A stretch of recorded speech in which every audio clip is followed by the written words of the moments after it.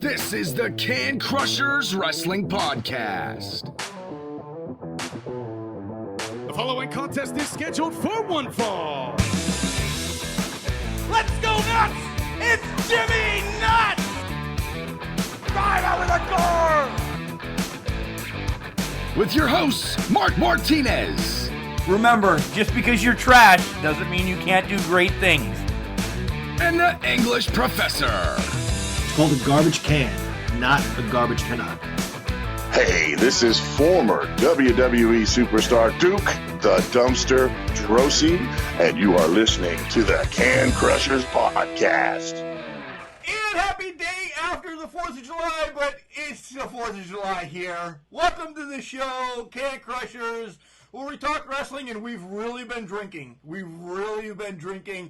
Alongside me in studio is the guru, Chad Piranha, and sitting at home in the luxury of an English professor's house is the English professor, Mr. John Padlano. How are you, men? I'm in my study. That's what I call it. As an English professor, I'm in my study. I'm good. I'm well. I'm sorry. Happy day after 4th of July. What did John say that drink was that he... I don't know. Blue Bitch Blast or... Close.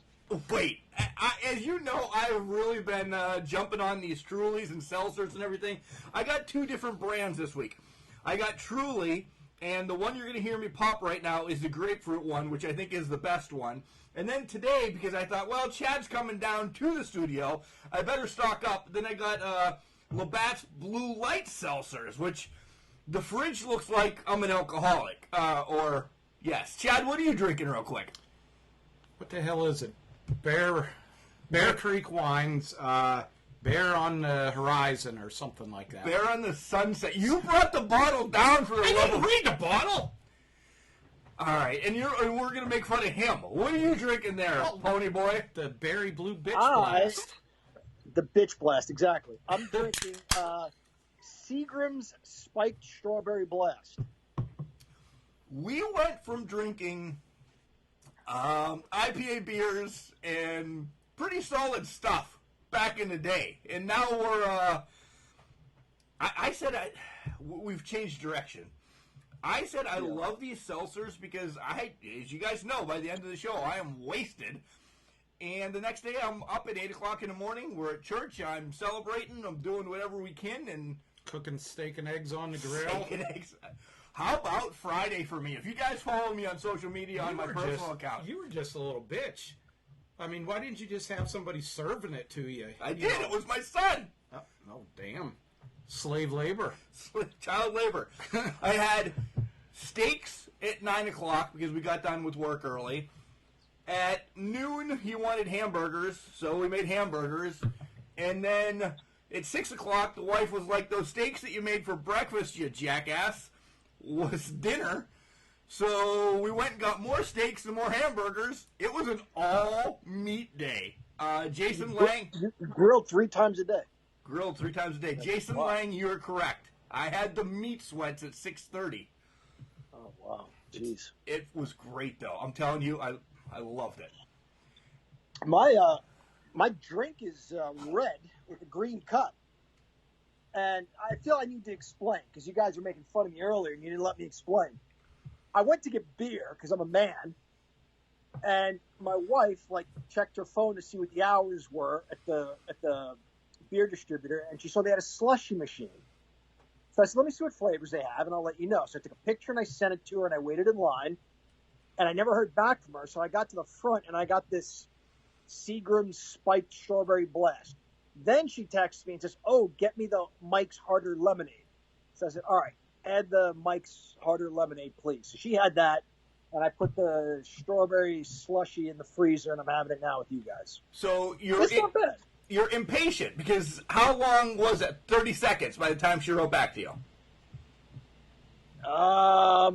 Maybe about a minute. Yeah. I was at the front of the line, though. I had to make a decision by that point. What beer did you get? I got Yingling. Of course you did. Yeah. A case of cans. Cans? Yeah, I'm on cans now. I like cans lately.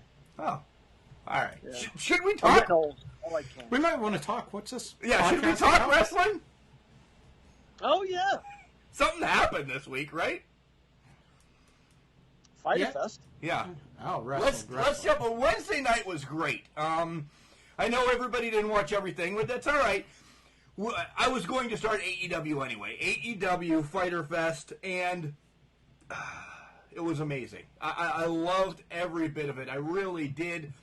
It lost in the ratings, though. Great American Bash NXT actually won in the ratings, but I don't think it was. I posted it, and you can tell how much I remember posting.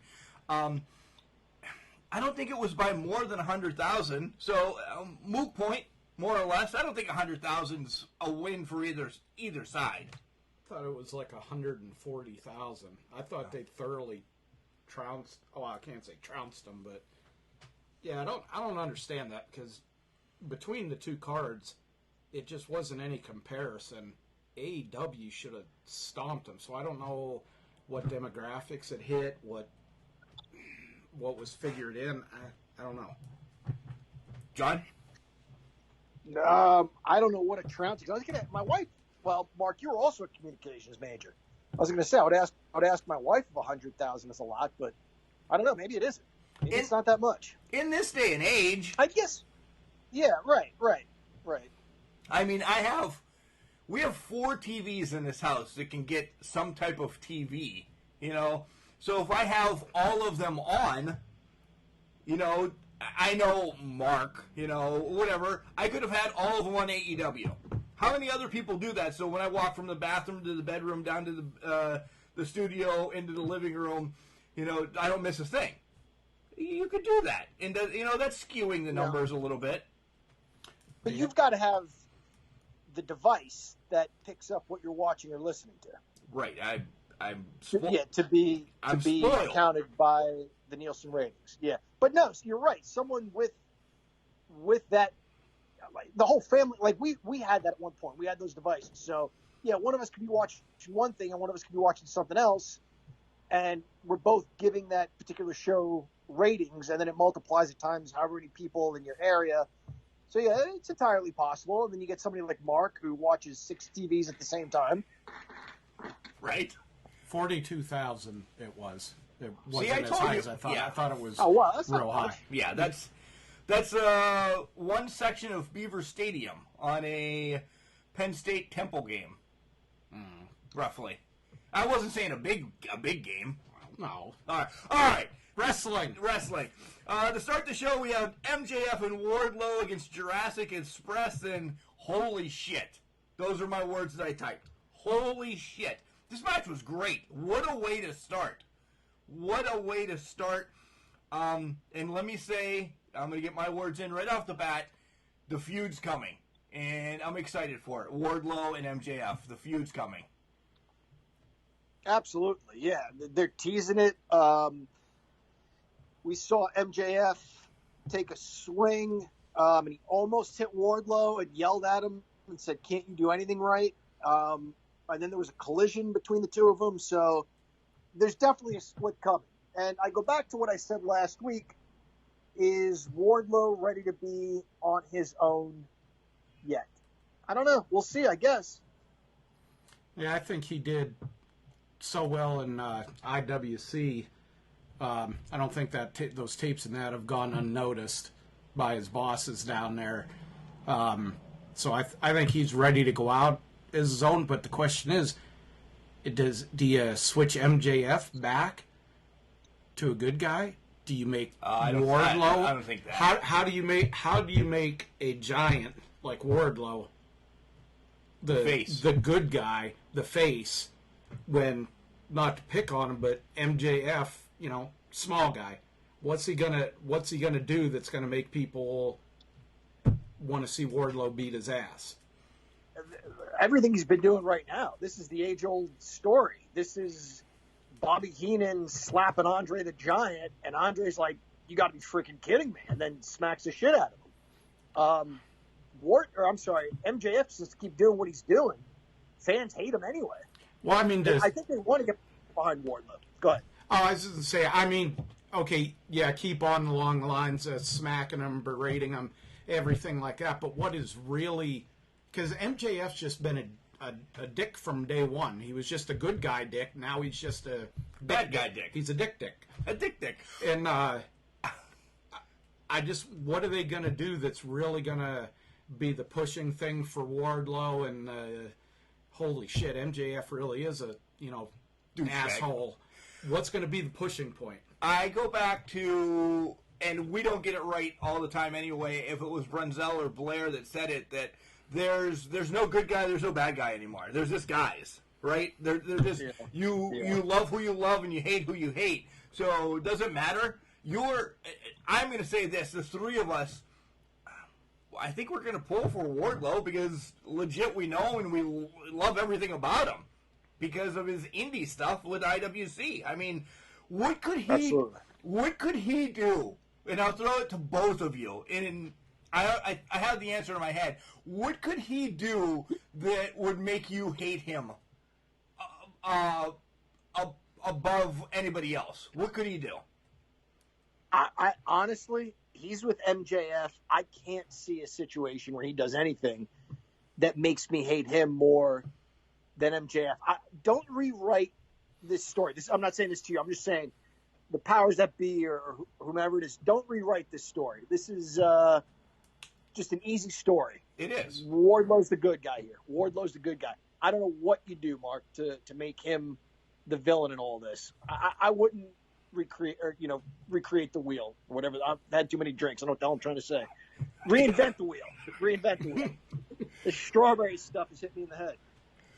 I think to us, there really couldn't be anything that he could do because we know him. But if you're talking to a general fan that doesn't know him, the age-old thing, fucking handcuff him to the ropes or something like that and beat him to an ever-loving, bloody... There's still people who are going to love him for that. But then when the referees come down, when Audrey comes down with her, glowing in the dark. Audrey, it's Aubrey. Audrey, whatever. The glow-in-the-dark lips girl referee. I think the only thing Wardlow could do is punch one of our children. That's it. If he would, and then his mother would hate him. Because we've had that story. Go back and listen to so many Wardlow stories that we had. If he would punch one of our children, then we'd probably hate him. Yeah. Other than that, and he's not going to do that. That's what I'm just saying. Like, Wardlow is just, yeah. It's just like Britt Baker. There's some things fans won't buy. Right, I agree. You're right about Britt Baker, Chet. You're absolutely right about Britt Baker. There's some things fans won't buy. I don't think you could tell a story, even just to mix things up, where Wardlow's the villain and MJF is the hero in this. Yeah. But who knows? We'll see. That'd be a waste of MJF. He's just not a good guy. He's like he's like a Tully Blanchard or an Arn Anderson. And we'll get to that. We had a touch on Archer and Janela getting in a scuffle, before getting ready for next week's match. Really nothing to talk about, not to piss Chad off yet. That's next week's show. One of the matches of the night on both cards, I loved it, was Sheeta against Penelope Ford. It was for the women's title. Britt was there. Right before the match starts, Kip gets thrown out by Aubrey. Man, I text this to you, John. I said Penelope won that match even though she lost. I was pulling for her probably 30 seconds into that match. She just sold herself so much better than Sheeta that I'm on the Ford bandwagon. Yeah, I think she ran with it. She was very crisp in her movements, and I don't know if it was working with Sheeta that they have a little bit more chemistry, but she just looked a lot better than when we've seen her in IWC and then her matches to this date. That's the best match ever that she had, and I think that maybe Sheeta kind of toned it down to make Penelope Ford look better, so they can maybe push it a little more, keep Penelope Ford in the title hunt. She did a great job selling. Penelope Ford did. She didn't oversell anything, but she did a good job showing pain, and even the way her body was lying on the mat sometimes, it looked uncomfortable. So that was just a nice job on her part when she would get thrown around or get a devastating move administered to her. She did a great job kind of just lying there on the mat and showing pain. I want to mention, Mark, I say this once in a while, they're listening. They're absolutely listening. I'll say this. Penelope Ford was a little more covered up than we've seen in the past. And you know what? I was able to focus on her match, on her in-ring talents. There were no distractions. When that happened, hey, she's pretty darn good. Yeah, I agree. Next matchup was Cody against Jake Hager for the TNT Championship. Everybody that was in Bailey's place pretty much got involved. Arn Anderson, Hager's wife, which was apparently a Miss America but never got crowned as Miss America, everybody. And I was wondering where this match is going to take Hager, because I saw the writing on the wall maybe 5-6 minutes into it that, we're not getting a title change here. And I thought maybe that would have been the time for a title change to happen. But we weren't getting one. And I'm like, now what are they going to do with Hager? Because he just lost 2 big matches. Oh, he knocks out the fucking referee, and he's suspended for a while, which is perfect, because then he can come back as a brute again in a month or whatever. Does he have a Bellator fight coming up? Do we know that? I don't know. I haven't seen anything but running through it. But I thought it was a great storyline. The match itself, Yeah, the match itself, I'll agree, was pretty good. I don't think we need Mrs. Hager really in this story. I don't know. She doesn't do anything for me. no. She's kind of jumping up and down, clapping. She's Did a it for me. looking lady, but she's just another lady in a short skirt and high heels, clapping her hands. Doesn't have anything for me. Arn Anderson is just brilliant. He has reinvented himself. He has reinvented the manager's role. The wheel? The wheel. He reinvented the wheel. Yeah, he's reinventing everything. Dick. Arn Anderson's great. Arn Anderson is great. Again, the moments where Cody was overmatched, he got thrown into a corner, he got pushed down. Arn was right there in his ear. It's just well done. Good storytelling on everybody's part. I thought it was. I was surprised we didn't get a title change, honestly, or a different result. Hager getting pinned, and he's lost to Moxley before. See, Chad was getting more wine when I said all that. Oh, okay. That's exactly. I think they got to, when they do bring him back, like you said, okay, he's suspended now. Bring him back with a different look. Not just his underwear on? Yeah. I don't know. Something. Just make him a mean son of a bitch. I think that's the only way to bring him back. He needs his singlet back. I know that's stupid, and you know, you guys always call me the fashionista or somebody that looks into something stupid. Paul always did. He needs his singlet. Just wrestling in underwear is just great. It's just you lost your suitcase for the week. Oh, that's what you're going to come out in. We've seen it at indie shows across the world. What was Jeff Cobb? Jeff Cobb, yeah. That's the Super Indie tournament. Next up, we get Darby skating. Man, in my book, they're burying Darby. I could give 2 shit that he's skating. Great. It's pretty incredible stuff, though. It's mind-blowing skating, though. How he just jumps from one thing to the next and lands on the skateboard, and it's pretty wild. You don't care. No, none of us do on this side. Nope. Private Party with Jeff Hardy against Santana and Ortiz. Say that 3 times. I know. I just barely made it through that one already. And Orange Cassidy sits at commentary. This match was made for Orange Cassidy and Jericho to get into it. Yes, it has ramifications for like a week down the line, 2 weeks down the line, because I don't know how the number 5 team can defeat a team that's unranked and now gets a title shot in 3 weeks or whatever. Whatever. But this was just to set up Orange and Jericho for next week.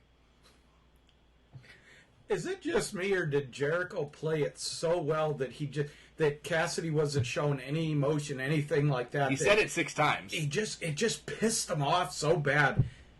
I'll say it again. Jericho on the mic is the best in the business. There's nobody that can get wound up. Who did he tell him to stick something on their ass? Was it Skivone? Yeah, Skivone, and then what he said, the masked. Oh, your boy, Excalibur, and he said the masked piece of shit or something. He had a night on the mic. John, before you critique this match, you sent me a text, I think, during this match or another match. I was going to say that. Go ahead. Go ahead. No, go ahead. No, I texted you that because during the course of this match, there were a lot of high spots. So this goes along with what you're saying, Mark. There just were so many high spots. I'm glad to see them tagging in and out, but I just feel at some point, and again, Brian Brunzell said this, something's got to beat somebody. Go ahead. So, but they did. My text to you. Yeah, no. You can get to the text. At one point, Ortiz was already in the ring, and he tagged Santana, and the ref's like, it's a tag. Yep. What? How? Go ahead. Yeah, just take your time, guys. It doesn't have to be this breakneck speed where you lose sight of the details. But yeah, what I texted to Mark was, on AEW, somebody could kick somebody in the dick, and Excalibur has a Japanese name for it. I mean, moves we've seen for 20 years that were called whatever. He's got a Japanese name for it. Anyway. Yeah. This match was okay. Too much. It's too much. There was a point I started to think about the natural disasters, and earthquake does an elbow, and then the power slam, and then the earthquake, and then the avalanche, and then the double avalanche, and the splash. At some point, when the guy just puke his lungs out, or you know what I'm saying? Yes. How many moves can a human being take? It loses credibility for me at some point. It's too much for us old guys. It really is. I mean, it might be hitting. It might be hitting. Well, what's your son think of it? Or does Vinny? What's Vinny? I mean, both of you guys have the younger demographic. Ethan's out of wrestling for this time being. We've all taken a step out for a little bit. Maybe he'll come back. Maybe he won't. But what do your boys think? Does Sylvan go nuts? Does Vinny go crazy? Vinny likes the high spots. I mean, he's still at the factor. Yeah, it's attention getters and stuff like that. Oh, that had to hurt her. Oh, Dad, he hit his head, or he's bleeding, or something like that. We need to talk to him. So that's where he's at about it. Right. Same, exactly. Sylvan's 10, and when he plays with his figures, he does what he sees on TV times 10. 6 flips, off the ropes, and just on and on and on and on. So that's how he plays. That's what he enjoys watching. I'll say, he doesn't see, because, he's 10, and Jericho says something snarky, and I chuckle, and he didn't pick up on it. But also in the ring, some of the little details that we may notice, a good piece of storytelling, and you say, oh, wow, that was pretty cool. Not to sound like a jerk, but it goes over a 10-year-old's head. They're looking for the flips. They're looking for the flips. And that's the demographic, I guess. Yeah. We get an announcement that Moxley and Cage is pushed back for 2 weeks, and guys, we now know why it's pushed back for 2 weeks. Renee Young has the COVID. Moxley's got to be quarantined. He's not with his wife or with the AEW superstars. He's living in a van down by the river, apparently, for a while, which fits his character for a while. I was going to say, that probably fits him more than living in a house. So AEW doing their Fight for the Fallen the week after. Next week is the last Fyter Fest, and then Fight for the Fallen, boom, the next week. that's 3 huge weeks for AEW, and we'll cover them all, of course, but I'm okay with it. Now, I'm not okay with Renee Young having the COVID, but I'm okay with pushing this back because you have so much to showcase that I don't think you need Mox and Cage on this. I think maybe you'll need Mox and Cage on Fight for the Fallen. It's a tip-over match. It's like, okay, we're going to do good in the ratings. We're going to probably get around here. Do we want to give this match away here, or do we want to give it where you're paying for it? Oh, it's on Wednesday. It's not a pay-per-view. Oh, I thought it was on the. I thought that was pay-per-view. My bad. But okay, well, do we want to get ratings again? Yeah. Do you want ratings twice? Good ratings twice, or do you want a higher rating and a lower rating? 6 in one hand, half dozen in the other.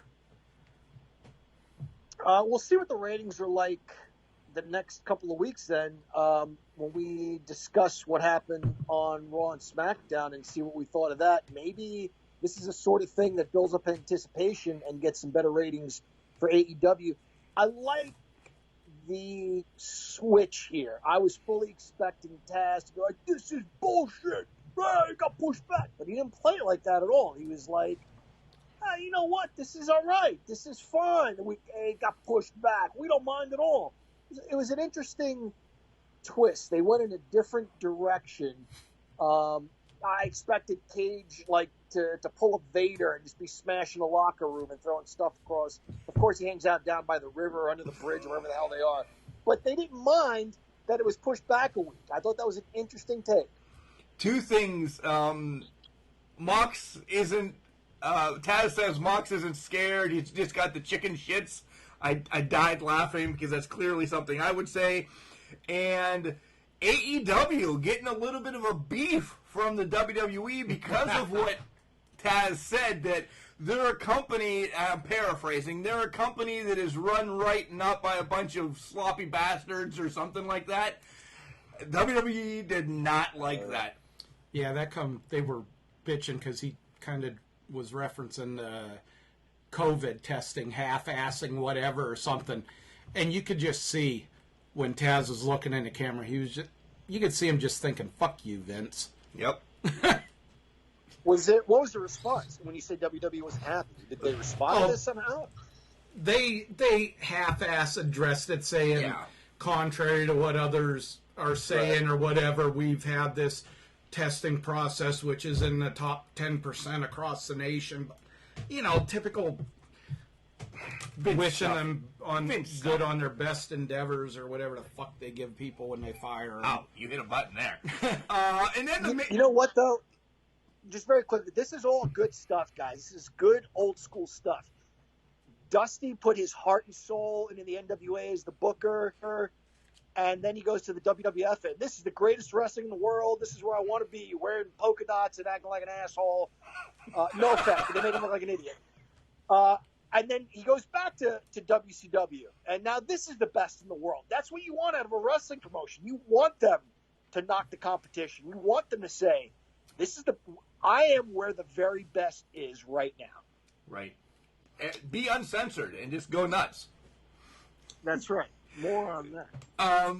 Main event, which I was any other match could have been the main event. I was thoroughly disappointed in the Best Friends take on Hangman and Omega. The best thing about this is fucking Trent's mom drove them from wherever they are, and then as Trent's walking to the ring, the mom's like, and who knows if it's really the mom, but this woman is going to be Trent's mom the rest of her life. Trent, come here. And she gives him a kiss, and I love it. That is our stupidity. It's in our wheelhouse, and that's why AEW kicks ass. In the match, the champions retained. Yeah, they definitely could have had a Marcus Bagwell mom calling Jim Ross and saying Marcus is sick, he'll bring in the doctor's excuse bullshit, but little kiss on the cheek making him come back. Yeah, he lost, I can't remember who the hell said it, he lost all masculinity walking back and hanging his head and getting smooch from his mom. It was just funny as hell. And you know, we were talking about our kids earlier, Chad. My son liked that too. That's the sort of thing that gets a chuckle from dad, and it gets a chuckle from the kids for the same reason. I thought the match was fine. It suffered from some of the same things as the private party match earlier. Just, man, at some point, a body expires from that much punishment. That's all. That's all I'm saying. And there wasn't that oh shit moment. I've mentioned Bret Hart against Virgil, Bret Hart against the 1-2-3 Kid. Seriously though, Bret gives you that moment where you thought, holy shit, he's going to lose to Virgil, and then he doesn't. There was never that moment in this match where I thought, holy shit, Hangman and Omega are going to lose the belts. There just wasn't that moment. Go ahead. There wasn't a moment where it made me think. Hangman and Omega, I think you'd have to be nuts to not think they're going to lose the belts to FTR. I think that's almost a given. That's how they're going to win, or how they're going to lose them. But what I'm noticing is Hangman hasn't been doing the drinking, hasn't, all that since the football field fuckery a couple of weeks ago. More than a month ago now, but okay. Or whatever. We've been catching up for him, though. But I think what's going to happen is when FTR goes against Omega and Page, you're going to see a Barry Windham turn on Lex Luger type deal, to where Page is going to get like, where the fuck is he? Where the fuck is he? And then Omega struggles up, and then Page just beats the shit out of him and joins FTR. And then Omega can bring in the young chicks or ducks or whatever they are. On the other network was the Great American Bash for NXT, and the English Professor kind of missed out. Chad skimmed over it, so I'll go quickly over it. If you have anything to say, we can bring it up.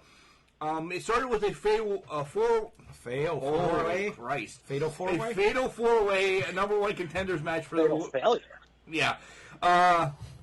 Tegan Nox against Dakota Kai, Mia Yim, and Candice LeRae. And I love this story. This was a great match. If you get the chance, go back and watch it. And I love that Tegan won. This story with Tegan Nox and her knees being blown out during both Mae Young Classics and just continuing to having to fight friends and everything. She gets the win. I love that. Then there was Thatcher against Oni. John, this was a wrestling match of wrestling matches. This destroyed anything that Edge and Orton did. If you want to watch grapples and holds and submissions, this was a true wrestling match that made sense. It wasn't like stuff was just applied out of nowhere. There was joint manipulation was a big thing that I seen. The knees, the elbows, the shoulders, stuff like that, the old time stuff. Thatcher got the win. Ripley against Aaliyah and Robert Stone. It's a no count out, no disqualification. If Ripley loses, she had to join the Robert Stone brand. Robbie E, as we all know him, is where he needs to be. This Robert Stone thing with him is perfect. They get their asses kicked. Ripley wins the match with a double Texas Cloverleaf on both of them. Unbelievable stuff. Dexter against Roddy Strong in a strap match. Oh, there's another strap match we'll talk about later on. Whatever. Strong taps out. And finally, skimming stuff real quick. Sasha with Bayley takes on Io. It was a great match, and it's just setting up for down the line. Open and close, the women carried this card. Io gets the win because Asuka comes out, green face Sasha. The ref doesn't say, and we're 5 minutes after the green face, and the ref doesn't notice that Sasha looks like the Great Muta's sister all of a sudden, and Sasha takes the pin. Whatever. fine and dandy, but women carried the first week of NXT Great American Bash. So, two things. Question, first of all, how soon is this on the network that I can go back and watch it? It's already on. Yeah, I think NXT is already on. All right, then I will check that out because that does sound like a great show.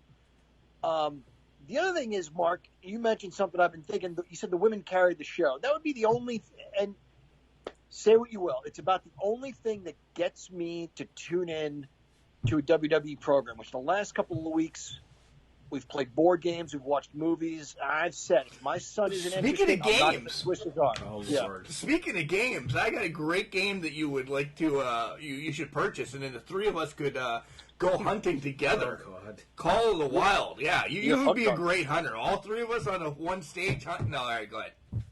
I would be a terrible hunter. Speaking of which, welcome to my life. Yeah. All right, proceed. So where the hell was I going with this? So it's on the network. Oh, yes. So you've been saying, like, the women carry the show. I'm not interested in tuning in to see Braun Strowman. I don't think he's a strong enough performer. We're not on to WWE carry right now. the We're on brand. NXT. No, I know. But even NXT, I'm just not interested enough to tune in. I've thought, what if the women did get their own show? And you talk about ratings. What if once in a while there's a crossover and you get a Kevin Owens on a woman's show for whatever reason? Maybe it's a mixed tag team match. And then that gets you to tune into wherever Kevin Owens appears, you know? But I think they have to do something to pull people in and I know I don't speak for everyone. I've completely lost interest. My son's lost interest. I'm certainly not going to tune into a WWE program. I've been saying it for now, 2.5 years of the show, that the women across the board can have their own show. If you just want to dabble, having it just on the network for a little bit. Now, I sound like a dick saying that, just to see what you get from network ratings or whatever. I think you could scrap something. Or throw it on a Tuesday against NCIS repeats. I mean, for the love of fuck, who cares? See what you get for a while. I think the women are still killing it. I really do, because it's fresh. You have Thunder Rosa, putting together a women's organization. There are women's organizations out there. I can't believe WWE hasn't given this more of an effort. They've had a tournament, but that's about it. I think they would do well to have a women's program.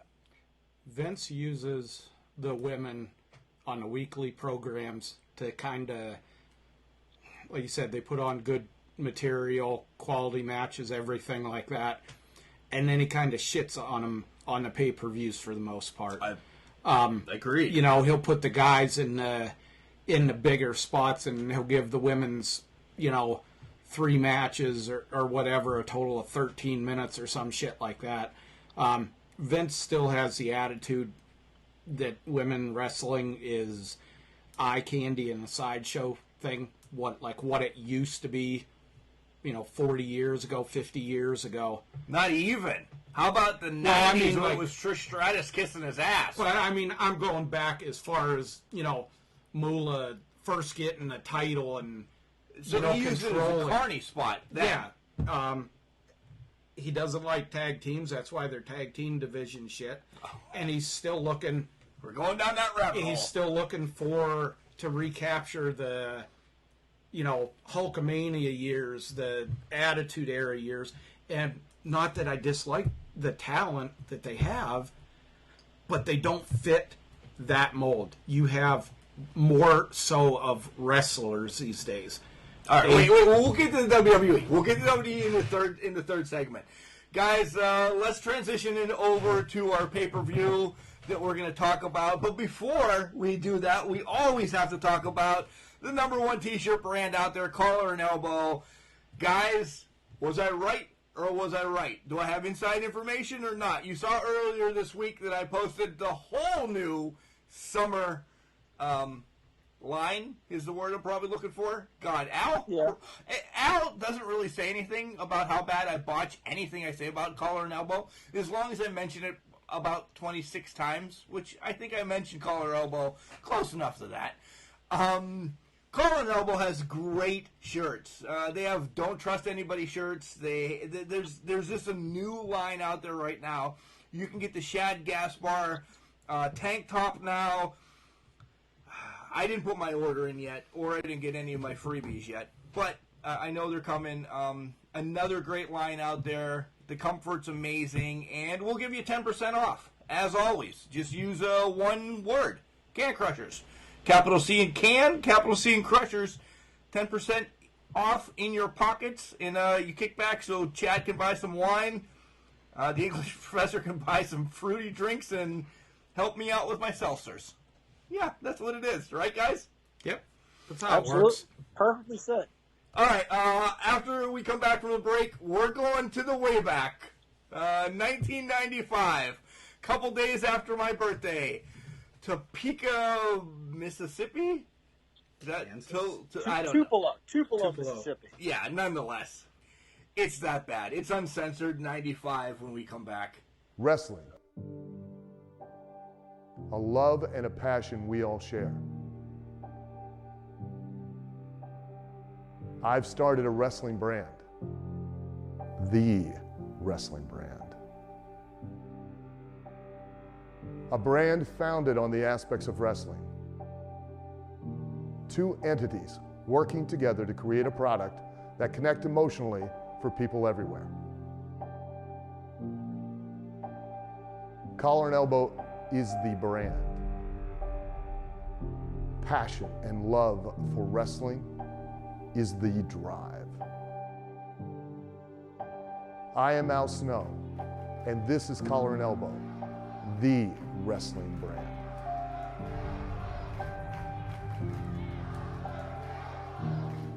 Hey everybody, this is the Imagine Wrestling champion, Spencer Slade, and you're listening to the Can Crushers podcast, the best professional wrestling podcast out there. And I've got 3 words for ya. Fear the gear. What were you doing on March 19th, 4 days after my birthday, 1995? So we were still in high school, John. This Tupelo, Mississippi, as you said, hosted Uncensored 1995. 5,782 people were in attendance. When I looked at this arena, all right, because we're going to talk about this, because we're not going to talk a lot about the matches because there's nothing to talk about. When I looked at this arena, the first thing I saw was like, holy shit, all 3 of us can put this around Erie's arena, where we saw a horrible Thursday Night Thunder, or the Bayhawks play, or the hockey team, the Otters play, could have hosted this. It's a 3-sided arena, and then one is just straight up and down where the luxury boxes are. They're going to come out of a tunnel. The Zamboni comes out of there. This place was no bigger than anything else. Chad, in comparison, last year's Crockett Cup was probably twice the size.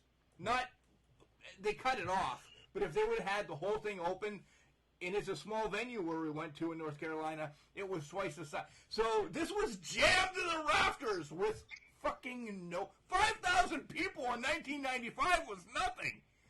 No, that's, geez, you could almost, I want to say jokingly, fit that, put the damn ring up at Ridgeway football field, and you could get that many people in there and around there. That's no shit. That's no shit. It was Bobby Heenan actually said this. It's the most important week in sports. Michael Jordan headed back to the NWA. Mike Tyson is out of prison. The NBA.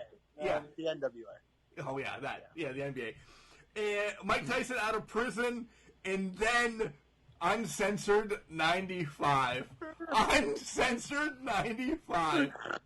I wanted something to shit on, and we are going to shit on this. If anybody gives this over a 1, I'm going to punch you all in the face. No, you don't want to tease the scores already.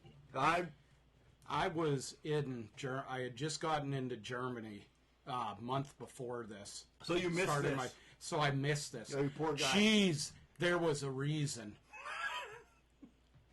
God was watching over me with this. Because when I went to watch it, I don't know, what the hell, Thursday night I think I texted you or I said something. I fell asleep in the first hour of it twice. And my little boy comes in and says, Dad, who are these people? This ain't wrestling. At that point, I was done. So I'm good for the first hour of the review and an overall, but no, I'm done after that. This was you swear that this took place at my house, John. Absolutely, yeah. We did watch this. We did. We were, like you said, seniors in high school. We were getting ready to graduate in a couple of months. This was maybe right around the start of like the dirt sheets really getting to kind of become mainstream. And I remember reading about this, that it was the worst rated pay-per-view ever, which had like a 12 or 13 year long enough span. And it was the worst. It was the worst rated, and we'll soon see why. It starts off, there's 3 matches that are not on the network. I didn't write them down, but one was Steve Austin against Tim Horner. It lasted like a minute and a half. Those were, wait, you're nodding, yes, I know. Those are 2 of probably the greatest wrestlers. Tim Horner is a perfectionist. The Steve Austin guy, I don't know what he went on to do, but that match was a minute and 30 fucking seconds. Prior to that, it's coming back to me now. Prior to that was Alex Wright, Das Wunderkid, against Mark Starr. I don't know how long that lasted, nor do I care, because I didn't care about either one of them. And then there was a tag team match with Chad's boy Buff Bagwell in the Patriot taking on, I don't know. But the whole pre-show, there's my air quotes, was like 10 minutes. That's it. Wow. See you later. Steve Austin and Tim Horner was probably better than anything on this card. A minute and a half of those guys was better than anything that was on the actual pay-per-view. The Puppy Bowl that's going to be on AEW this week or next week is going to be better than this pay-per-view. So it starts off clearly pre-recorded, whatever. We really didn't think they were going. It's a King of the Road match. We've talked about this a lot, how we hate this match. So why not start with the pay-per-view? Yeah, here we go. Dustin against the Blacktop Bully. Both of these guys are wonderful human beings, great wrestlers in their own right. They've all done so much better after this. This has to be the worst spot of their life. And let me just read what I wrote. Because they're not going 55 fucking miles an hour. I don't remember why this even happened. The helicopter views that Bobby says are downtown made me laugh. They gave us the perfect shot of how the fucking air horn is not even connected to anything. Both are inches away. This truck stops for Blacktop Bully to pull the horn and then proceeds. You could see the truck at first driving beside it. Right away, it's going 55 miles an hour. You can see the little pickup truck beside it's not going 20, 25. And then another car passes, like on the berm. Like just, oh, there's a roadkill. I better go over that slowly. This is so dumb. Just put these guys in the ring. The idea behind all of this was that they were all supposed to be special stipulation type matches. This is where we'll get to that. We'll get to that too. Well, you said like what caused all this. This was Demolition Repo Man was done and was showing up in WCW in the crowd. Who is this guy? It was one of those situations where the guy's been wrestling for 15 years and they were acting like they never saw him before. I don't know who this guy is. And he just kept messing with Dustin Rhodes. And then Colonel Robert Parker agrees to be his manager and make him a wrestler. They're in a feud that culminates in the back of the truck. This was so bad. There just wasn't one believable moment. The guys were scared. I don't blame them. They're hitting each other with bales of hay. All I could say is Bobby Heenan tried hard. He tried. He tried to sell this like it was something important. And then he sprinkled in some Bobby Heenanisms like the trailer parks in the background, and that's a nice house on two wheels and shit like that. But there was no saving this shit show. Yeah, this was one of the very few matches that I watched. Why? Loose term match. You should have watched the second half. Reading afterwards, it was about it afterwards. It was heavily edited, like you said, due to, and the actual reason was them blading and so much blood. In this match, deservingly, got both of them fired. Both of them were gone from the Federation within 30 days after this. For what? What did they do wrong other than this match? The blade. Who booked it? What I'm reading is the blading was, excessive or whatever, and it caused so much editing to have to be done and everything that people just, shit canned them. You're done. Well, a month later, a month, maybe 2 months, you know who debuted in the WWF? Goldust. Yep. Thank God. Yep. We're not talking promos, John, because everything sucked on this, so I'm not even giving you promos. Yeah.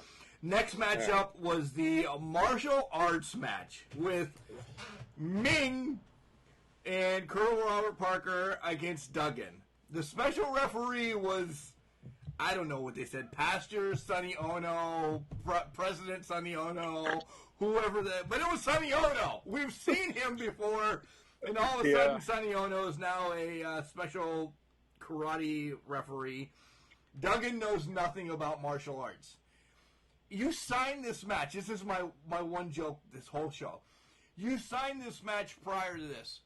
Even the day of, you know nothing about martial arts. Watch fucking Karate Kid. That's where I've learned anything I need to know about martial arts.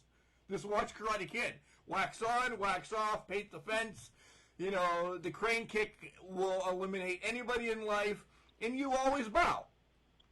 And then did you see Duggan's bow? He over accentuated it. And I love Duggan. For what he's doing now, I love Duggan. One more thing. There was as much martial arts in this match as a Haku match, a steamboat match, anybody else that has educated feet. As they say, the one move was martial arts, and that was when Ming kicked Haku in the face to end the match. Kicked Duggan in the face. Yeah, that's what I mean. How the hell is he going to kick himself in the face? That's some talented shit there. That's what I mean, yeah. Next. Wow. John didn't say anything yet. Yeah. So that's a great point you make. Watch Karate Kid. This could have done something. Now, at least Duggan's a funny guy. Duggan's a great guy. He could have done something here to tell us a story, like wax on, wax off, and a crane. Holy cow! And a crane kick. He could have done something, but no one knew what to do. Bow already, for shit's sake, bow. They've told you 20 times. Get on with it. The best thing about this was he kind of showed up in his Mid-South kind of outfit with the jeans and the tank top and the bandana was kind of a throwback outfit for him. This was just garbage. And Sonny Ono had like all the credentials of Jackie Chan and Bruce Lee. He's won every tournament there is to win. Whatever. This was so dumb. That's the second match. Yeah. This is the popcorn match, as they call it, right? I suppose, yeah. Chad's out. The popcorn match is the one after the intermission. Oh, okay. And we don't know. Yeah, and there wasn't one. Chad went to get more wine, but we'll get to it. We'll let him talk about this next stellar match. It's boxer versus wrestler. Arn Anderson with Colonel Robert Parker again, taking on Johnny D. Bad and his trainer, Rock Finnegan. That pissed me off right off the bat. We're not even going to get to the match. They made this guy try to be Mickey from the Rocky series so bad. Just bring the whole. You did bring the whole bottle in. They made Rock Finnegan try to be Mickey from the Rocky series. You could win by. It's a boxer versus wrestling match. Win by pinfall, submission, or knockout. 10 3-minute rounds, and you get a minute break in between. One other thing about this that set me off. You know when they were taking drinks in between the first and the second round? They didn't have water bottles. Somebody forgot to buy water bottles. You know what they were using? Mustard and ketchup condiment things. Clearly they cleaned them out, but they had the top on it. Oh, God. I told you, I look for stupid stuff. They were condiment containers that they were squirting water in their mouth with. Oh, jeez Louise. So, a couple of things I want to mention before I get to the business here. If you had Bobby Heenan, Jimmy Hart, and Mr. Fuji, like, I don't know, say Heenan's out there with 3 guys, Fuji's out there with 2, and Hart's out there with 3. You might see Heenan, Hart, Fuji, Hart, Heenan, Fuji, Fuji, Heenan. You get Colonel Robert Parker. Did he have some place to be? The first 3 matches are all him, and then he's done, and you never see him again. Did he have to run? Did he have a taxi to catch? He wanted to get away from this shit show. Yeah, he wanted away from this. That must be it. That must be it. He wanted to get the hell out of there just as quickly as possible. So that's number one. We have more wine in the fridge, by the way, if you want more. Sorry. All of these matches were like supposed to be no rules was the idea. Don't get there yet. No, stop. Well, no, but then they were all so bogged down with rules. You can't start until you bow, and if you're down, you count. Unless no one knew what the fuck was going on the whole course of the night. Nothing made any sense. Heenan and Shivani are trying to figure out as they go. Now, as for the match itself, another opportunity to save this shit fest. Arn and Ole and Gene, what were they known for, guys? Which part of the body? The arm. I'm going to quiz you. Thank you. The arm. What do boxers need? Their fists, their arms. Tell me a story. Let's see Arn work an arm for a round or two. Let's see Johnny B. Bad have to dig down deep to fight back with one arm and use his injured arm. This was terrible. And then both of these guys they're way too good for this. And then we get the hokey win. A hokey, stupid win over Arn Anderson. He gets punched in the face with a bucket on his head. Yeah. And didn't they say it was for the title, but then the title didn't change hands? I swear they said the title was at stake. Yes. But then it didn't change hands. They said a lot of things. And MMA was kind of, MMA, I think, was kind of new at this time. If I'm not mistaken, Mark, I can remember friends of ours in high school, Bill Adio, getting maybe like the 1 or 2 years. Very first UFC pay-per-views at their houses. They were the tournaments that like Gracie won or that Shamrock won or Severn won or whatever. Maybe it was around that time when they were trying to capitalize on that.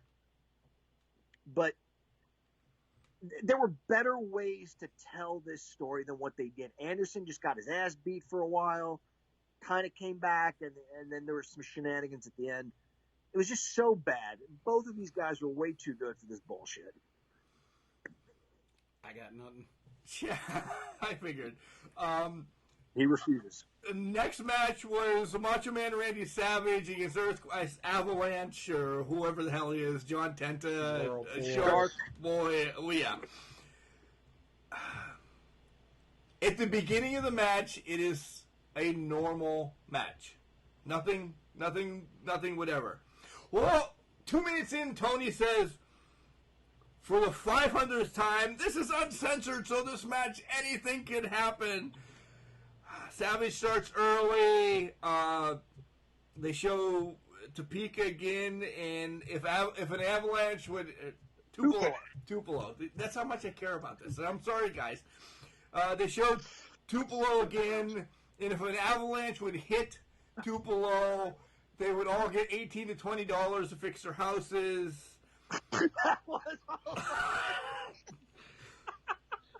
Nick Patrick is only there to count a winner or a loser. There's nothing special about this match. This is what it's going to be. 10 minutes into the match, it's a no disqualifications, anything goes match. And then, wait a minute. There's a DQ. The match ends with a fucking DQ because everybody in their breath. Flair comes out dressed as a woman, beats the shit out of Savage. This match is still going on. Hogan runs out, isn't even in the ring. Patrick calls for the bell. Hogan gets in, everybody leaves. Savage wins by DQ. What?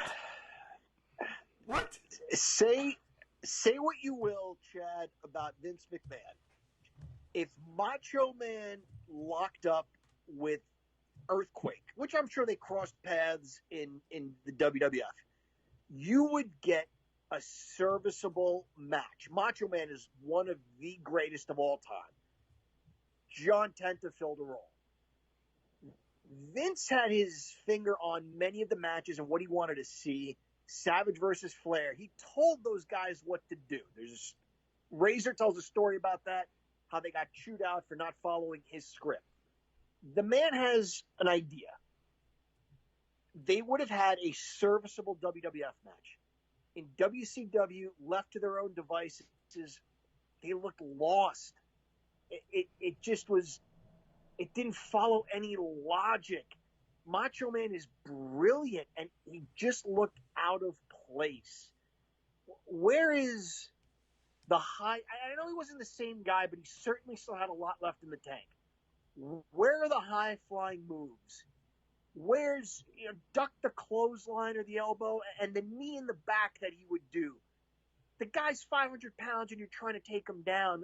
Let me see that tenacity I saw, like against Jake Roberts or The Undertaker. Give me something. And Mark, like nothing happened here.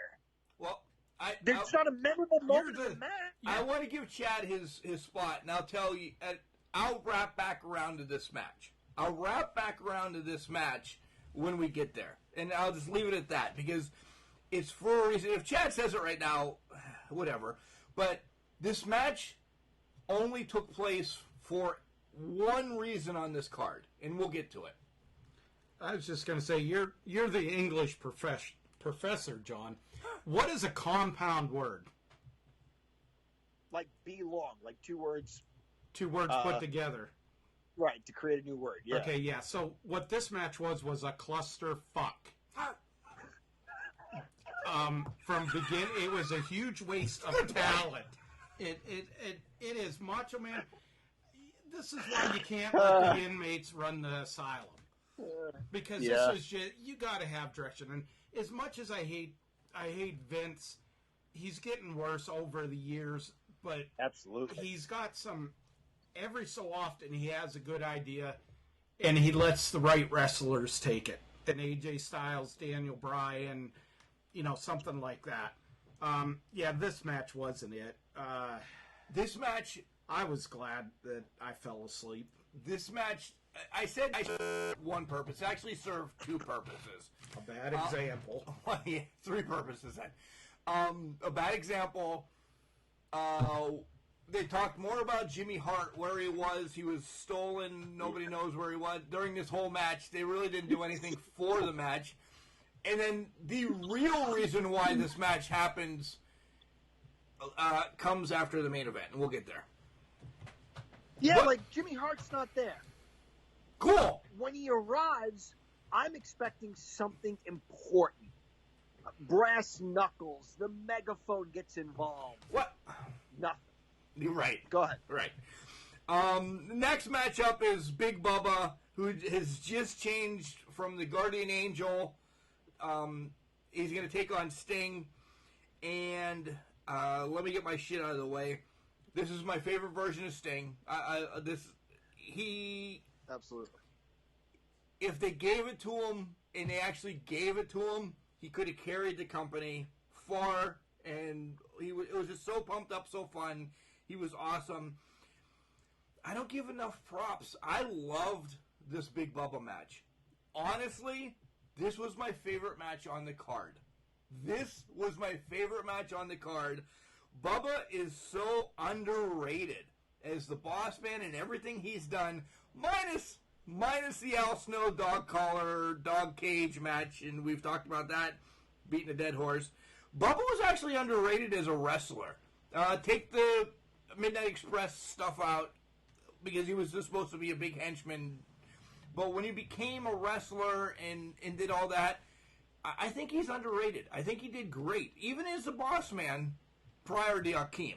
But, okay. 100% agree, yeah. And even his tag team with Akeem was good stuff. I've always said it would have made more sense if it was Big Boss Man and the one-man gang.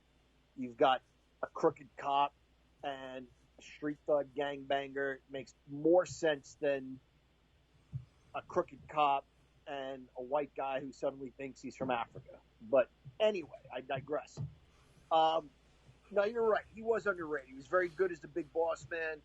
They didn't know what to do with him when he showed up in WCW. They tried to go with the Boss, if you remember. Same idea, but they couldn't say Big Boss Man. Bobby Heenan must have fucked up 20 times an episode and that guy wrestled. Oh, the Big Boss Man! And then he'd stop. He did the Big Boss, the Boss Man. So they were like, we have to do something else. So I guess they went with Guardian Angel. And they actually brought in that guy from the Guardian Angels, the leader, who was on TV a lot in those days. That was stupid. And then they put back the Big Bubba, which made the most sense. And that was refreshing, like when he was like, I'm done with this facade. My name is Bubba Rogers, and I'm back.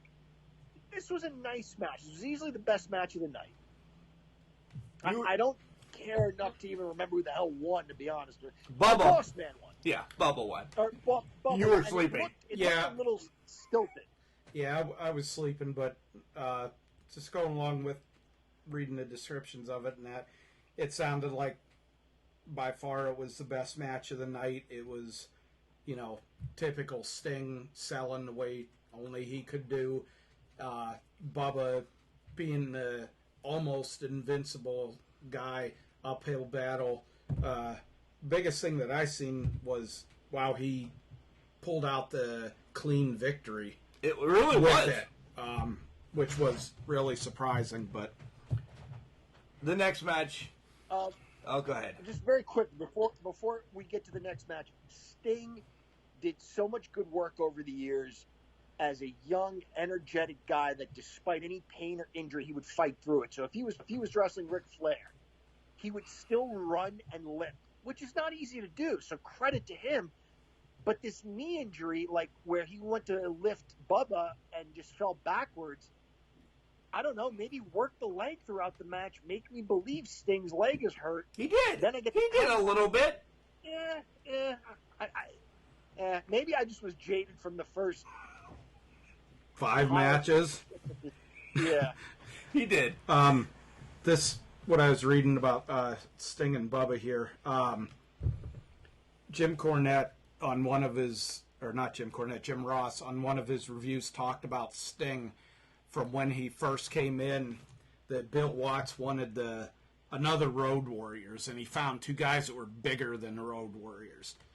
And how when they brought Jim Hellwig and Steve Borden in, that Hellwig right off the bat as a rookie was a douchebag, thought he knew everything. More on him later. Everything like that. And Sting was always, I hate to use the phrase, but he was a student of the game. He was always listening to the guys, to Bill Dundee, to Watts, to the veterans and stuff. And even then, Jim Ross said he's going to be, if he doesn't get seriously hurt, he's going to be a superstar someday with that attitude. And look what he's done. Yeah. I think the Crow Sting brought his career down. I really do. We could get on that and beat that for a while later. Next matchup is the Nasty Boys against the Harlem Heat with Sherry. Falls count anywhere, and they actually do. The Harlem Heat had I'm sticking with this underrated theme that I got right now. An underrated theme song. After listening to it, watching this shit show, this is what I pulled out of this match. That I actually liked their theme song. Because this match, I think the three of us could fight a first base or second base. In this match, people, once the water and everything got thrown on the floor, anybody that did the move took more punishment than the people taking the punishment. They got over in the concession stand, and at one point, Jerry Saggs got hit by a whole thing of cotton candy. The guy barely survived, so pray that he's still okay about that. This Sherry almost lost her breasts 3 or 4 times. There's nothing good about this. This was just... They missed the fucking pinfall when they were recording. They missed the pinfall. They had it for a minute as Knobs power slammed, whichever one, but I think it was Booker. And they they turned to see Saggs and Stevie Ray kind of giving each other high fives just to stay busy for a minute. They missed a fucking pinfall on this. So it's not only the talent that sucked a dick during this event, they didn't tell the fucking cameraman what the hell was going on. There was one good thing about this match. The end. And, well, 2 good things. From now, with Sherry being gone for a few years now, you just really seen how good she was. And what she contributed. This was a very small snippet, but what a talented person. Just somebody you miss nowadays. That's the one thing when I went back through and caught clips of it and that I seen. What a talent. Agree, Chad. There's only so much he can do, though. And at the beginning when they were saying, well, Sherry's out here, but where's Harlem Heat? All right, well, maybe they're going to... There's Sherry, but where's Harlem Heat? Oh, yeah. This is Uncensored. They can come from anywhere. Yeah, they might be. No rules. So eventually, we need to know where Harlem Heat is. And we need a payoff. Guys, this whole card was a nudie bar. And there was never a payoff at the end. Oh, God. But you know what I mean? Like, it was in your face the entire time. And you never get what you quite need. Is all I'm saying. I need to not drink on these shows. These were 2 teams from New York that weren't from New York. Harlem Heat is actually from Houston. They originally wanted to go with Houston Heat. And I think Stevie Ray said Harlem Heat sounds better, which he was absolutely right. It does sound better. And then the Nasty Boys are from Allentown. But anyway. Yeah. Razor has said, again, say what you will, Chad. Razor has said Vince's camera people never miss anything. Do something cool, and the cameras will find you. The best part of the match, that was a devastating power slam on that concession stand. Cameras never picked it up. Not at all. We got it in slow motion, which didn't really do much good, but it looked like it would have been awesome. These guys, this camera crew, the effort that the wrestlers, this was so bad they couldn't catch a thing. These guys couldn't catch crabs from a $10 hooker. Corona right now if they tried. I mean, they could go out and have everybody from Philadelphia, New York, and Fort Lauderdale cough on them, and they still couldn't catch a thing. This was putrid. This was it only exacerbates how bad this fucking pay-per-view was. Can we move on to the last match? Did we like this? Did you guys leave my house saying, no? Oh God, I can't wait to watch WCW tomorrow night. No, we knew it was bad. We absolutely knew it was bad. While we were watching it, we knew it was bad. Yeah, we could. But honest to God, I remember you complaining through the whole Dustin Rhodes Blacktop Bully. God rest her soul. I love her. I remember your mom saying, "What are they doing?" You know? Me Even complain? she was like, "This is dumb." Vader with Flair versus Hogan in a strap match. Hogan has signed the next biggest surprise. It is the Renegade. I have my own shtick on the Renegade after we talk about the match. I'm fucking getting out of this match. There was a sign in the audience that they caught, and they held it on for 5 seconds. And you're like, oh, it's only 5 seconds.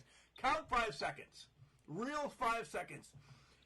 This would have blown the world up right now. And the sign says, oh shit, where's my note? Hogan, whip Vader like a dog. This shit would have been over. It would have just blown up the world right now. Of course, something I noticed. You noticed You're some saying stupid like the dog shit. would not be politically correct. Well, yeah, not the swan Like dog. animal rights people would be Yes. upset. Yeah, that's Okay. swan dog. Yeah. Yeah. Right. Hart finally shows up. We get a masked man. He leaves. A masked man comes back. It's a horrible strap match. I don't want to talk about it anymore. I'm getting annoyed. But this is why Macho Man is here. This is the only motherfucking reason why Macho Man is on this card. Because Bobby said at the end of this match, he spoke to Hogan, and Hogan anticipated that Vader and Flair were going to do something like this.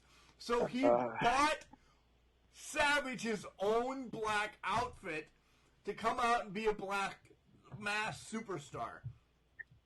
If he anticipated that, why not just fucking bring him out the ringside with him then? Right? Why not just protect him in the first place? Just say, hey, besides the Renegade, which is the biggest ripoff in wrestling, and God rest his soul because he's taken his life, but why not just have him come out with you? And then the ending of this match, it's Hogan against Vader. Hogan fucking drags Flair around and touches four corners, and the bell rings and it's over.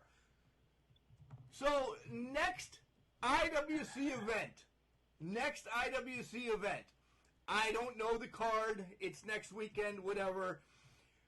Whoever Mandime is facing, if he pins the dime piece, that other person gets the win because a poor dime piece takes the loss. What the fuck is wrong with this? Yeah. Why did we pick this? You picked it. No, John picked it. No. Go back and listen to last week's show. You wanted to watch something terrible, and you asked about the Blacktop Bully or whatever, and I said, yeah, I think it's whatever, March 1995. Rather than discuss this match at any greater length, I just want to say a couple of years before this, Flair lost to Mr. Perfect on TV and then, fulfilled his contractual obligations and then went back to WCW. Razor Ramon over the $1 Million Man was supposed to be Razor Ramon over Ric Flair. Right or wrong, Flair felt, I don't think Hall has earned it. I will not do the honors. Anybody else, I'm okay. You said I can leave whenever I want. I want to leave. Okay. Lose to Perfect, and you're good to go. When he showed up on WCW, he says that Foley said to him, what good are you to me now that you lost to Hen? Which was a bullshit thing to say because all Flair did was show up to that Muta Winda match. We got that pay-per-view at your house, too. And the crowd went nuts. WCW was thirsting for Ric Flair to come back.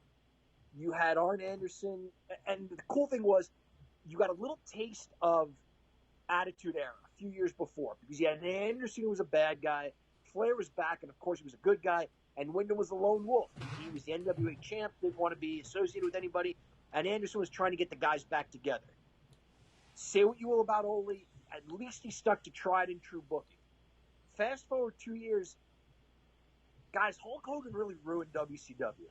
It was more of the candy ass shit we saw through the 80s, which we loved as kids, but Hulk Hogan was fed one bad guy after another over the course of 8 years, and he showed up in WCW, and they did it over the course of 8 months. It was too childlike. It was too childish. It didn't work anymore. Flair and Anderson are getting buried in this nonsense. It just was such a shame. And guys, it only got worse with Flair and Anderson from here on out. It only got worse for these guys because they're losing handicap matches after this. And then another great spot to the camera crew as both masked men come out, whatever, and we're seeing Arn Anderson on the whole screen for 35 seconds, and the bell rings. Apparently Hogan won. We don't know if he actually touched the fourth corner because we're watching Arn Anderson limp out, tied up, and muffed, or whatever the hell I'm trying to say. Let me talk. Can we just end this review, give it a rating, and the Renegade? I want to talk about the Renegade. At one point, he was voted in 1995, the year that he came to WCW, voted the worst wrestler by PWI. Who? The Renegade. Oh yeah, okay. The biggest knockoff in wrestling. There's been millions of knockoffs. This was supposed to be the Ultimate Warrior. It wasn't. Wasn't he like a foot shorter than Warrior too? People thought it was because contracts and everything. Nobody could understand. He ran fast and he had face. It was the ultimate surprise. Yeah. It was the ultimate shitbag. Worst wrestler in 1995, the same year that he won the TV title. So that did nothing for him. Arn Anderson. That's such bullshit. What? Go ahead, sorry. He was buried after the Ultimate Warrior actually came out and said, dude, this isn't me. Don't think it's me. Hellwig buried him. This is just Rick James or Rick Knox. Right thing to do. Whatever, yeah. He came back for a couple spots, and then by 98, he was completely out of wrestling. And then, sadly, very young, he took his own life in 99 because of depression, because nobody wanted to pick him up. Nobody, from what I read, I dug into some stuff after watching this today, for the love of fuck. A lot of the stuff he and his family said is, once the Ultimate Warrior said, hey, this guy is a knockoff of me and won't ever be anything, that's what put him into depression and took his own life. And that's horrible. And the Ultimate Warrior is not to blame for that. Make no mistake, he is not to blame. The Ultimate Warrior was still a commodity. He was coming and going. He had every right to say, hey, this is not cool. This guy is ripping me off, or the company's ripping me off by making this guy dress up like me. He had every right to protect himself. You got this was just a... All right. I felt Arn Anderson has talked about the thing with the Renegade, and that, again, not knocking somebody that's passed on, but he said how heavy he was in drug usage, and how people would try to talk to him and like work a match, go over a match, and that he was headstrong. He just stared off into space. Yeah. And he talked about this, and he said, I just wanted to go out, get it over with, let the kid get his push, because he felt after this match something bad was going to happen with this kid. And then, he ended up getting a title back later, and the young man took his life in that. Arn always said, you could always tell there was something just off with him. Not that he was, mentally not smart or anything, but there was something just off with him. And when he didn't get the Warrior push, or Hogan kind of pissed him off after a couple of matches, that he felt totally worthless. Yeah, it's really a shame. one more can say. Unfortunately, the guy, what I saw, he just wasn't that good.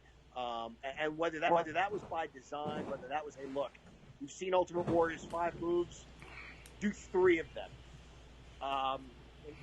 He wasn't great bell to bell. I never believed that he should have beaten Arn Anderson. It's a sad story, though. It's a sad ending. All right, speaking of sad endings, let's wrap Uncensored 95 up. Literally a couple words from you guys, and then we'll get on to segment 3. We have an announcement what we're going to do next week, and then I might brief over our SmackDown, or I won't, because, yep, that happened.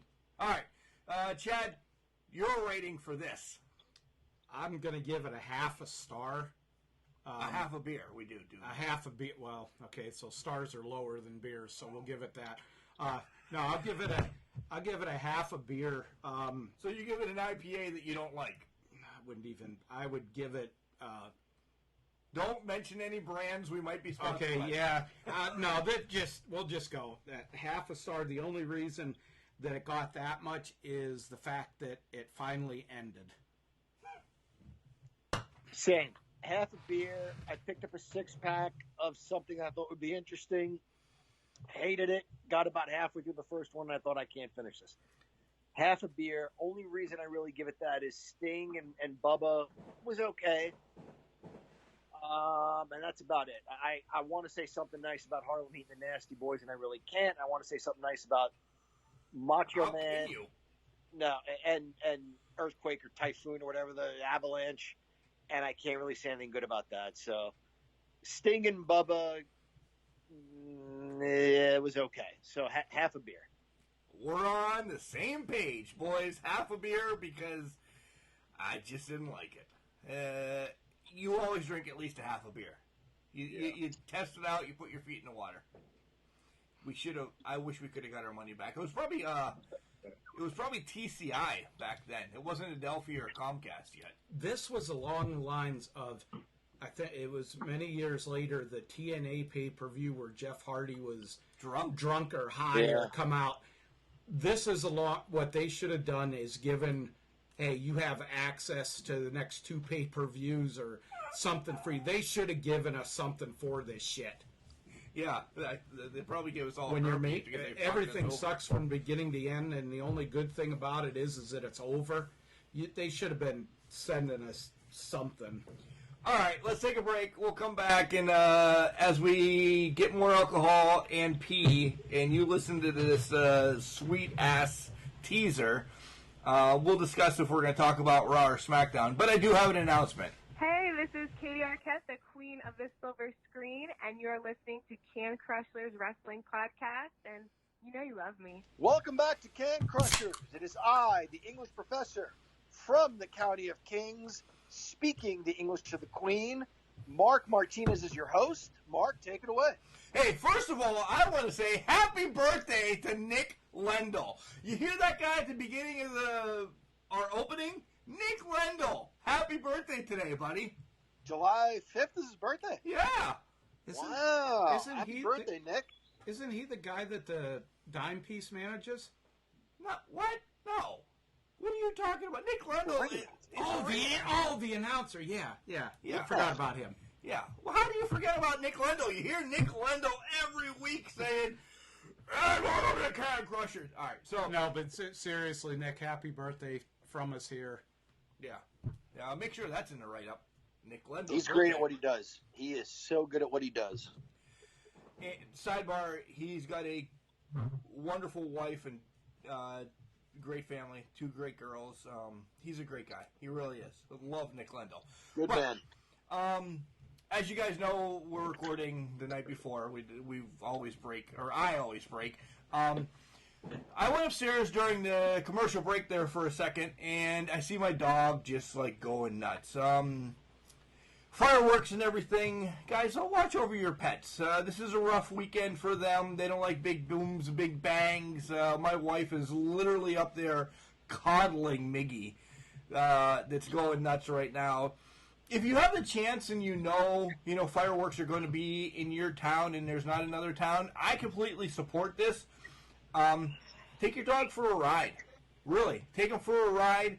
I know one of my good friends, Ridgeway's not having like the big fireworks in town this year, but my buddy last year took his dog to Dairy Queen, 10 miles away. They sat there for about 15, 20 minutes, then he came home. Guess what? Dog didn't have anxiety. I didn't know that 3 assholes down the street were going to be blowing up the fucking house next door to us, or the dog and the wife would have went to Dairy Queen tonight. Nonetheless, they are upstairs, and take care of your dogs. Very, very big supporter of that. Pets in general. Yeah, my cat is running around. She's not digging the loud bangs and booms either, but we'll play with her in a little bit, and she'll burn off some energy, and she'll be all right. All right, Chad, it's your turn. We're skipping Raw and SmackDown just because you guys didn't watch it, and I don't want to talk about it because that's how good it was. What's up in the news? Oh, we're kind of all over the place. Zicky Dice has put out that he doesn't know what the hell the dirt sheets are reporting, that he's still the NWA TV champion and hasn't left. The NWA doesn't know what the hell anybody's putting out there. Now, wait, let's talk about that. Zicky is saying he didn't leave the NWA? Yes, he is saying that he has no idea what the hell any of the wrestling sheets are talking about, that he's still Uncle the Dave NWA is the one that I read it from. I know. Uncle Dave is the one that you read it from, and you're like, well, it's from Meltzer, you know. Meltzer's getting by on his reputation of years ago, and now it's just kind of like, if he says it, it's kind of thrown truth based on his past. It's like he's getting credibility now for what he did before. But, I mean, that's what Zicky's putting out. That's what he's shooting out on Twitter. As far as so that he's still there or that he's not there? That he's still What's there. Zicky Dyson?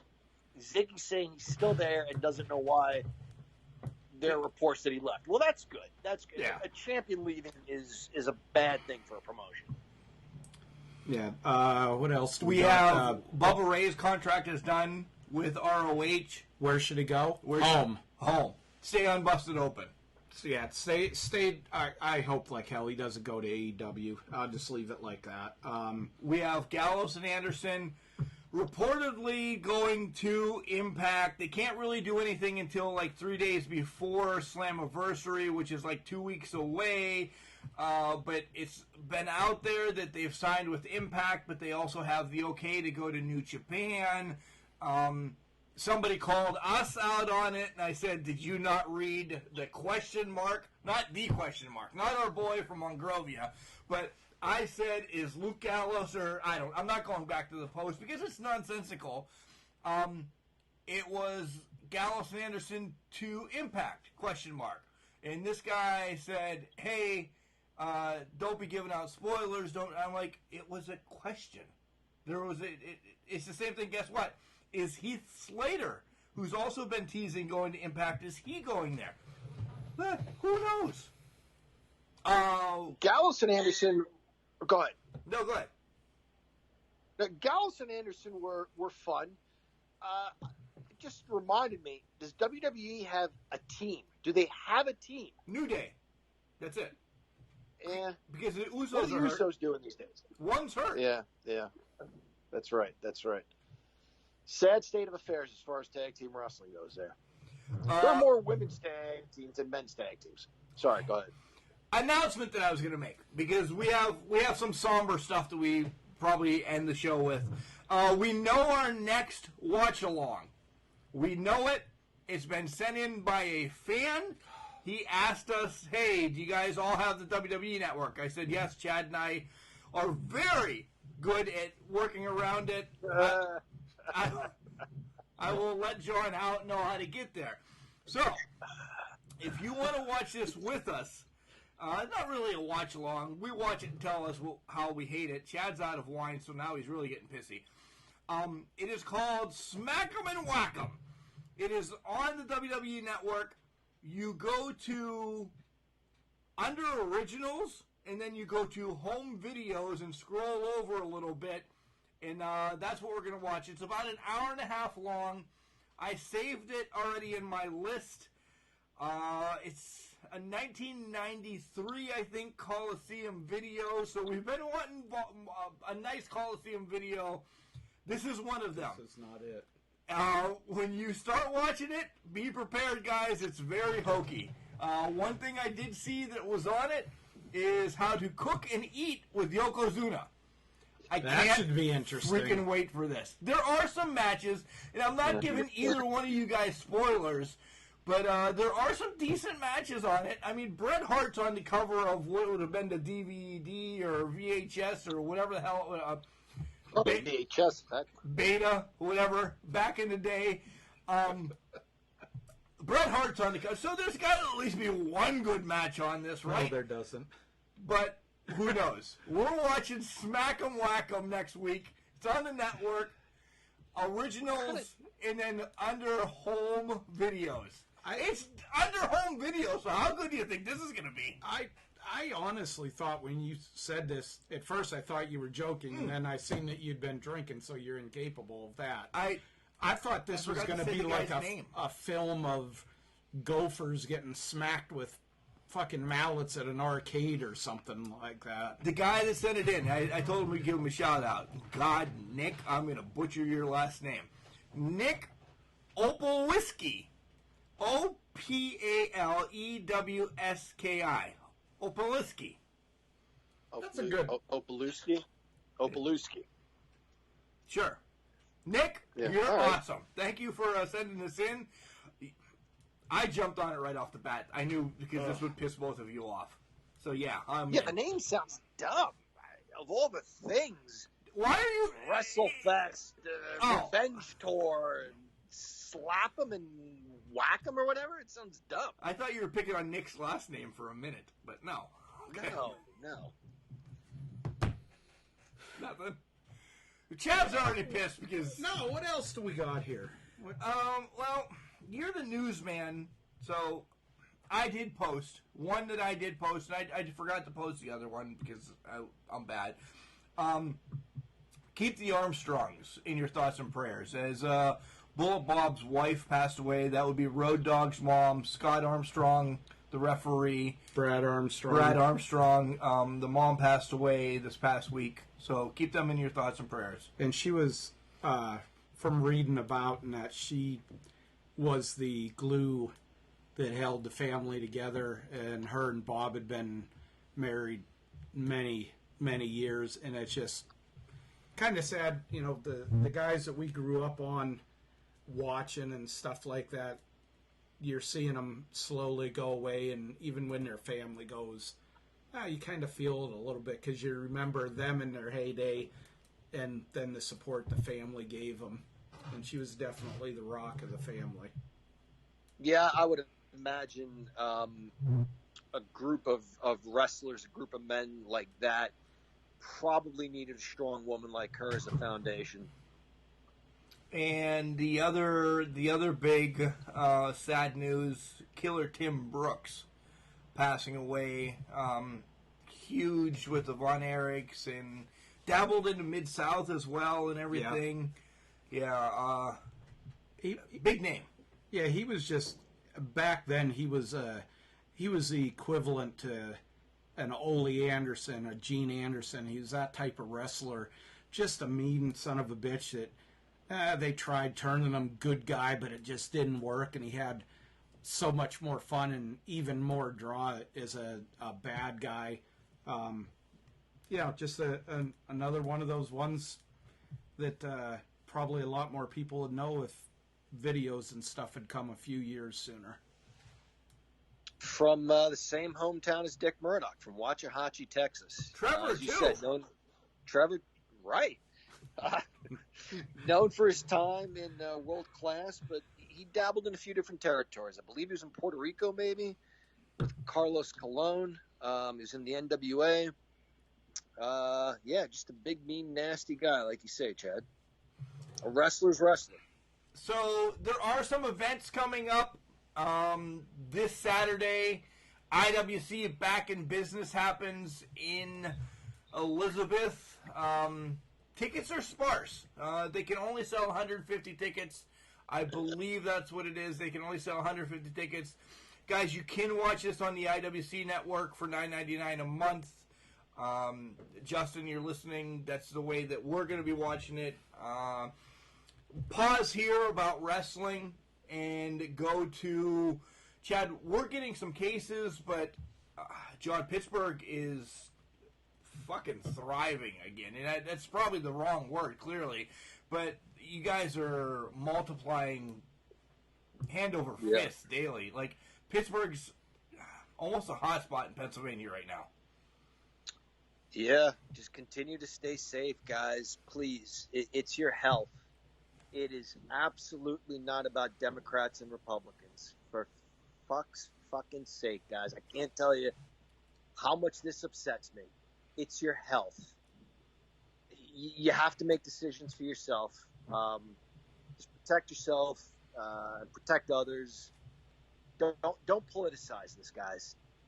Don't politicize this. Just take care of yourselves and take care of those people around you. Guys, you know, most of the spotlights are pre-recorded that I have. Wednesday spotlight, you heard Katie Arquette already earlier in the show, so you kind of figured out that Katie Arquette is the spotlight this Wednesday. We talk about, actually,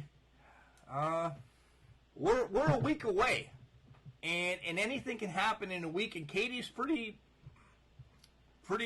knowledgeable about this, that she hopes that Back in Business can happen, because at any given day, you know, our state could pull back and say, well, as of right now, nothing can happen.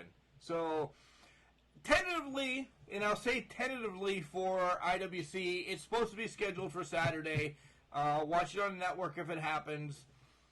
I personally think something bad might happen.